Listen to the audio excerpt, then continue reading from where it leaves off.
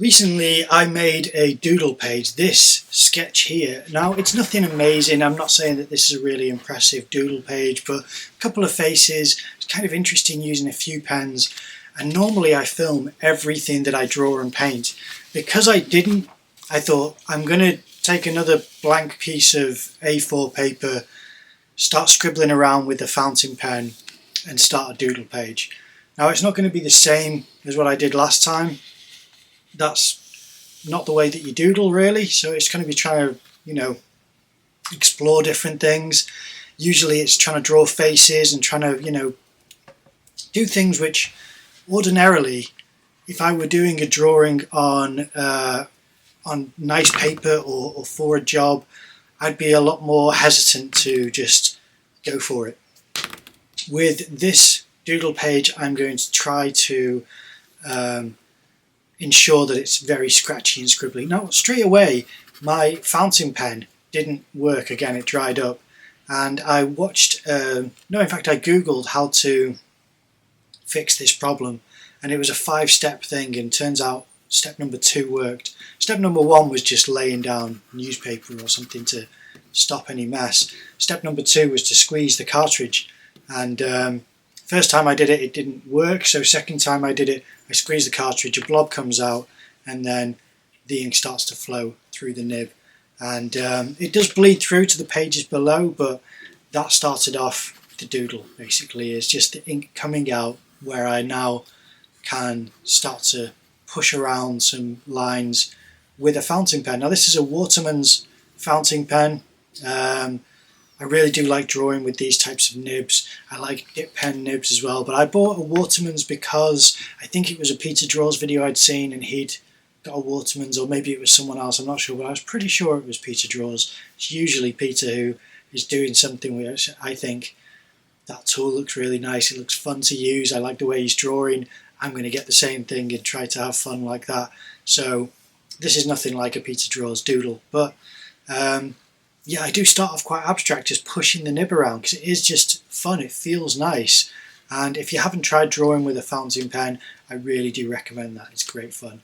But in this video I use a Waterman's fountain pen, I use a Faber-Castell grayscale brush pen, and I use a Staedtler fine liner with a brush nib that's kind of it's not a felt nib, it's not bristles for a brush, it's just like a flexible nib. But I do like it because it gives a really varied line. So that's the 3 pens that I use for this page, and I'm just trying to play.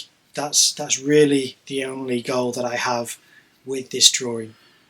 It's good fun, I don't do it often enough, and this year is going to be my attempt to practice things which I've fallen out of touch with. So painting is one. I've been doing a lot of plein air painting because after university I really didn't paint. University really made my artwork go downhill and crash down in a ravine at the bottom of that hill, and I kind of slowly gathered all of the things that I used to practice, got them on my back and started climbing back up the hill and get further away from university. Now I'm filming this at the end of May. This is the 30th of May, and I graduated from university at the end of June last year. So it's not even been a year yet, but I already feel a good amount of distance between me and the course. So it's feeling a lot more healthy mentally and emotionally. It was a horrible experience. I talk about it in several videos. So check out more videos on this channel if you want to hear about it, because I'm not going to regurgitate everything, except maybe in a future series where I may go through things in a little bit more detail. I've been thinking about that for a while, and I'm going to do a series of videos. I'm going to create a Patreon channel, because talking about how I say I film everything, that's why I'm filming this, because I didn't film the original doodle page. I started filming myself making music, which is what I do for the intro and outro music for these videos. I may not always use it for the intro, but always for the outro I use my music that I compose. And whenever I promote an artist on Instagram, I always have a kind of punchy little edited video with music that I've composed. So I've started to film myself, compose the music, and that's going to be a series as well of behind the scenes production videos that I'm going to put on Patreon. So that channel hasn't been launched yet, but I'm working on it, and it's going to be the music, it's going to be talking about stories of, I think it's going to be basically stories of negative experiences to do with the art world. That's going to be the focus of a short series of maybe podcasts that I upload on there, and there's also going to be what was the thing that I was initially, tutorials. So at the moment I'm uploading a series. It's really slow upload, but I'm doing piece by piece bits and pieces for a beginner's guide to drawing a face series. I've only done 3 parts so far, and it's been about a month maybe since the last part, so since I uploaded part 3, but I am going to keep doing that up to about episode 15 or 15 parts, and I'm going to continue drawing lessons a bit more advanced, or intermediate I should say, on Patreon. So it's going to be things which drawing from imagination, because at the moment I'm sort of showing the structure of how to consider the face, forehead, eyes, nose, everything that makes up the face, but to try and make it proportionate and just structural, so that it's kind of almost building the skeleton before you start to add the features of the face.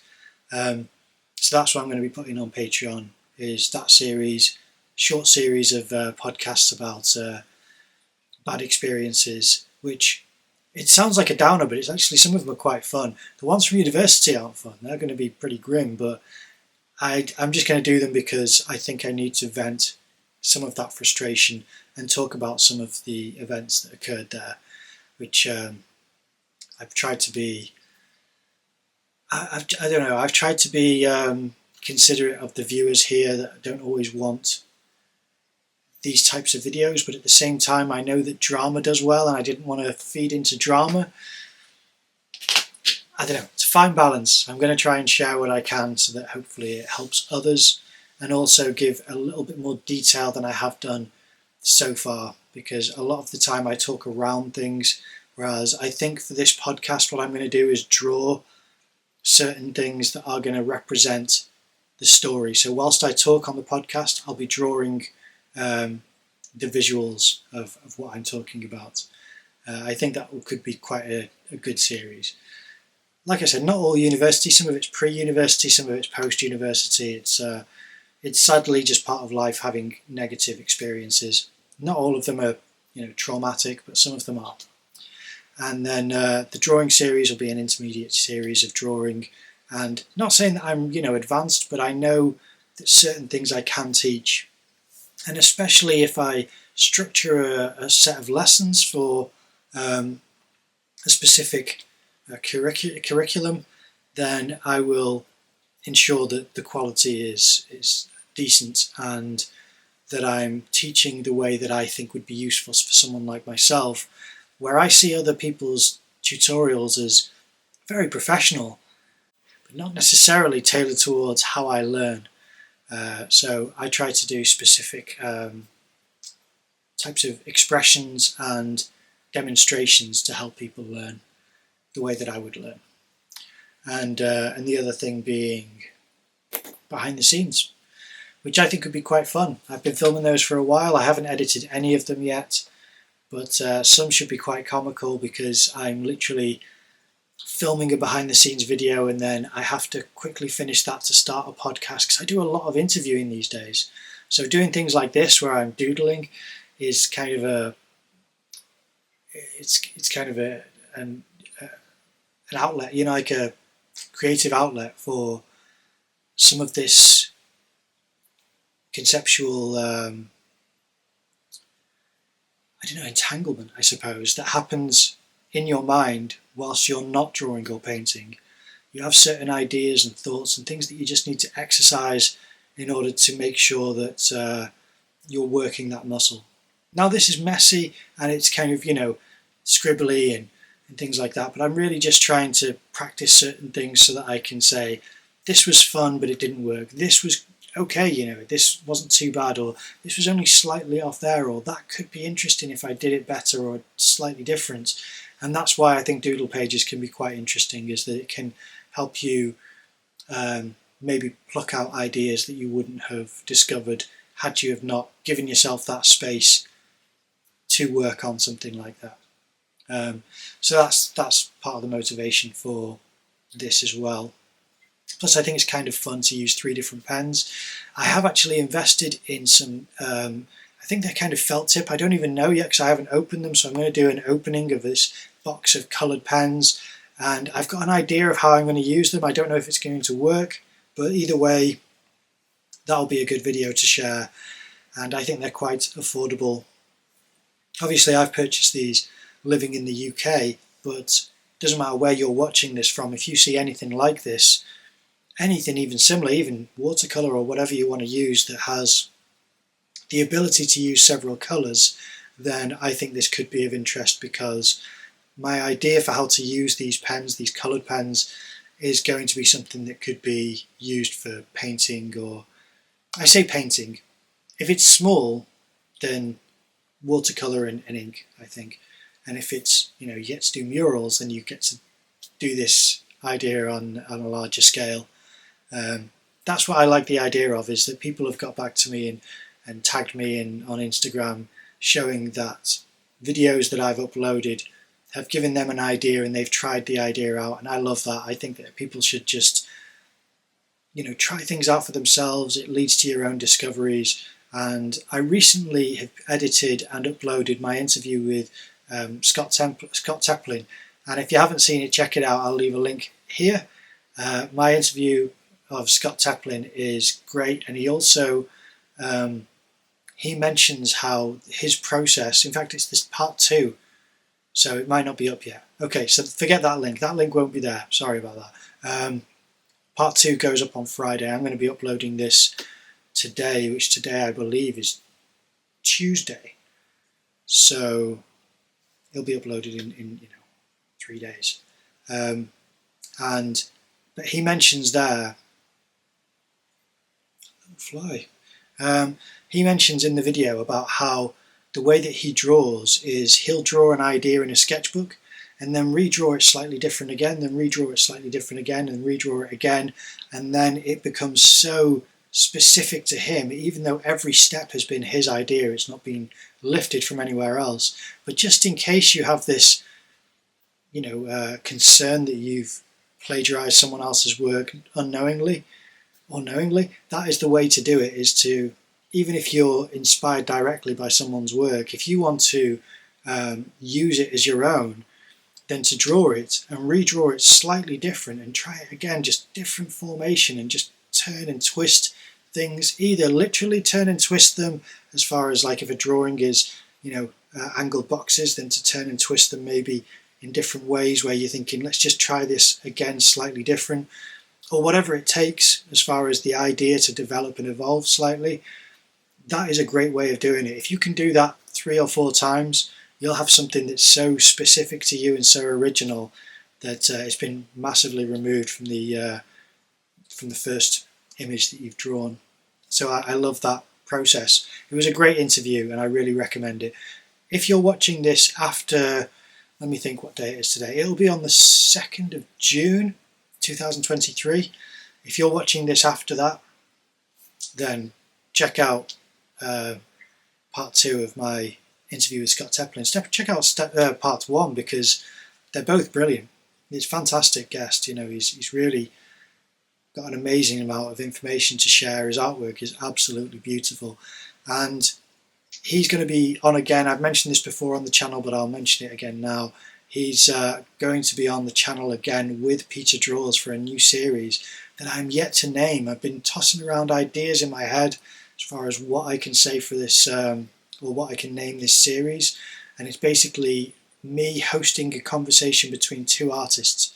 This is technically Scott Teplin's idea, because when I spoke to him after this interview, I hadn't edited it yet. It was a long way off being edited because I interview so many people in a row that it just has to sit in on a hard drive until I have the opportunity to edit it because I've made space on my computer. It's usually how it works.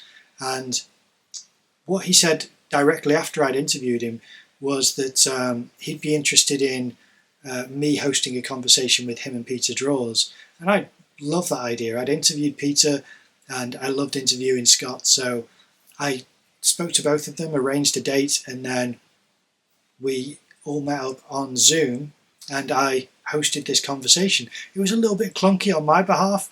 They were fantastic. I really was trying to prompt the conversation, but I don't know how well I did that. I've done another one since with two fantastic artists again. In fact, there's going to be several, so I won't go through who the guests are. I'm still arranging certain pair-ups of guests, and there are some really exciting guests where I'm saying, I'm going to try and get this person on if I can.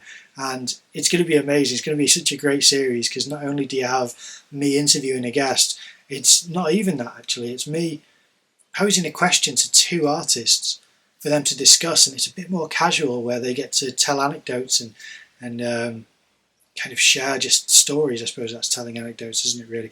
And then having a bit more of a jokey and jovial atmosphere, which the podcast can be a bit more serious to an extent of trying to give the respect and the space for this creative person to reflect upon certain questions that I'll ask them and to share really important information.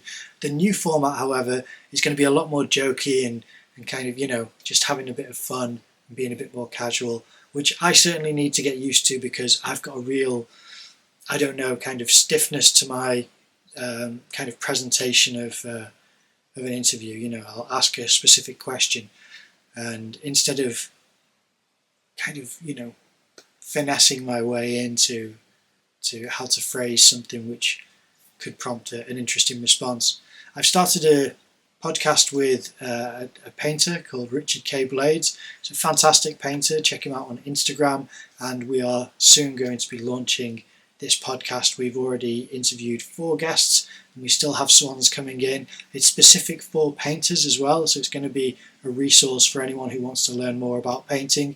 That's what prompted me to start doing plein air painting quite often. I've done 7 sessions this year so far. I only like about 3 of the paintings out of the 7, but that's not the worst thing in the world because I'm not exactly a painter yet, so I'm going to try to push to get better at that. And it's literally at the moment all plein air painting, so I go out, sit in a spot somewhere and start painting that spot, and then I'll spend either an hour and a half or at the longest 2 hours, and then that's it, I'm done, pack it up. And so far I haven't finished off the painting back home or back at the studio. Instead I kind of look at it and think about what went wrong and what I'd like to improve upon. There is one of the 7 which I'm planning on finishing, and it's only because it's probably my favourite and my mum wants it. So since my mum wants it, I'm going to finish it off and give it to her. But otherwise, a lot of the paintings just stay as they are. And it's great because it still gives me a lot of benefits, and it's a lesson just like drawing ink first, just like this video. So even though it's a doodle, doing an ink first drawing is immediately very, it's very kind of quick. It's a very quick way of learning what you've done wrong and what you should improve upon. And for me, it's an immediate feedback because I'll make a mark, and if that has a wobble in it, or if it's just not a clean or nice mark at all, or if it's not thought through, and there's certain things about making marks which really make me want to draw all the time. And a lot of the marks in this video aren't those types of marks, and I'm trying to get back to that point of going, know your mark making and know how to capitalize on certain techniques and ways of pushing a drawing in a certain direction. So this is more of a like I said, like a messy playtime on a piece of paper, but I still think that will look okay at the end. It'll look like a jumbled lot of chaos, but it's an interesting mess at the end. That's usually what happens. Now with the first doodle page that I did, it was just 2 faces, but it had a load of scribbles and a blob from getting the fountain pen to work by squeezing the cartridge. But it was still, it was only slightly messy, and it just had the suggestion of two faces. Now I could have finished that off and covered it with a load of other doodles and patterns and shapes, and I didn't. So with this one I went a little bit over the top. That's my concession about this video, is that I've gone a little bit too far by design. I just thought, what happens if I just keep going and keep going, even if I have no idea or no thoughts or no creative ideas, and I just force myself to keep going on the page, what happens then? And this is the kind of the product that is the result of that type of a session. Regardless, it's a doodle page, and I'm hoping to continue doodle pages as well as illustrations, painting, and life drawing as well, as something which I'm going to start incorporating more. I've uploaded 2 life drawing videos so far, and I do have a third, and the third is not only one drawing, but it's also got the warm-up drawings, which is going to be 2 poses in the warm-up drawing. So technically it's going to be 3 drawings in one video, which is, going to be helpful for anyone who wants to see how I approach life drawing and how you can potentially consider a life drawing session if you're not used to that, or even if you are but you kind of struggle in certain areas. I'm just trying to share my experience, and even if you're looking and thinking, I can draw better than this guy, it sometimes helps to look at someone else's work just so that you can say, this is where I think he's fallen short, and therefore I'm going to take that on as advice for myself to try and push past this area. It could work, I don't know. This is my thought process for how I can help artists of all different levels, whether you're beginner, intermediate or advanced. That's my thoughts anyway. As for doodle pages, I recommend just trying it and playing around, especially if you have different types of pens. That to me is just fun, and it will certainly help you push into different areas that you don't usually go, because there's no way that I draw like this if I'm not trying to make a mess and go too far and just see what happens. It's a unique approach to drawing, doodling, I think. There's several different ways you can doodle, but this is one way, and this is a kind of unique approach to doodling, in my opinion, which is starting with something fairly tidy and then pushing into a mess, or starting with a mess, going to tidy and then going to a mess, and going too far purposely. Now some fine artists do that on purpose as well, to go too far, and that's a great way of discovering new aesthetics and new forms of art, is to say, this is where artwork usually leads, this is where I'm going to now push beyond so that it's now destructive to this initial beautiful painting or sculpture or drawing or whatever the artwork is, into this new realm. I'm not claiming that this is anything beautiful or unique, I'm just saying it's a unique approach to doodling because of the concept of messy, neat, and then overdrawing. It's kind of a technique of, I scribble, I squeeze out ink, I make sure there's a blob of ink, and then I try to do something neat somewhere, I try to pull it together a little bit, and then I overdraw it.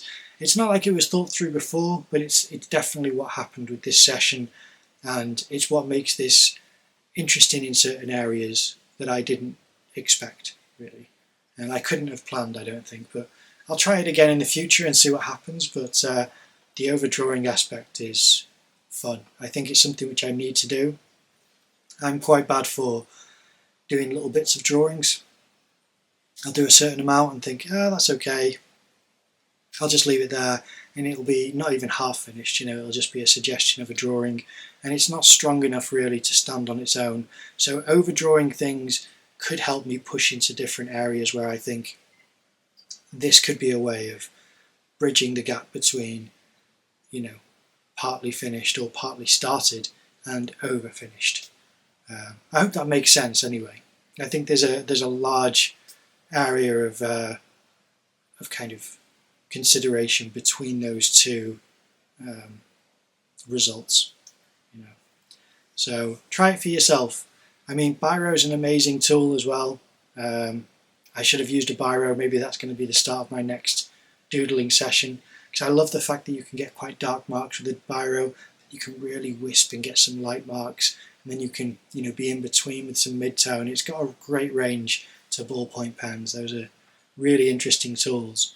And for doodling, there really isn't any harm, because it gets a little bit messy, a little bit blobby in places, and it's a doodle. That is always the shrug your shoulders, pass it off, and just see it as a learning experience. I don't have that excuse with this video. I mean, these are brush pens, although the Staedtler brush nib, which as I said isn't a bristle or a felt nib, whereas the Faber-Castell Grayscale is kind of a felt nib, but the Staedtler black brush nib that I use in this, that's dying. It must be my oldest brush nib, and I have a pack of them somewhere, so I'll have to find them, because that one is dying, which is why when I do certain marks, you can see a fading black line and then a light black line next to it. I don't mind for the Doodle Page, but wow, if I was using that for anything other than doodling, then it would be a problem. But anyway, that's where I got up to. I hope you enjoyed the video. This is that YouTube spiel that you always hear, but here it is. Please leave a like, comment down below, subscribe to the channel, ring the notification bell. Share this with friends and family, help the channel grow. I really want it to, and with your help it will.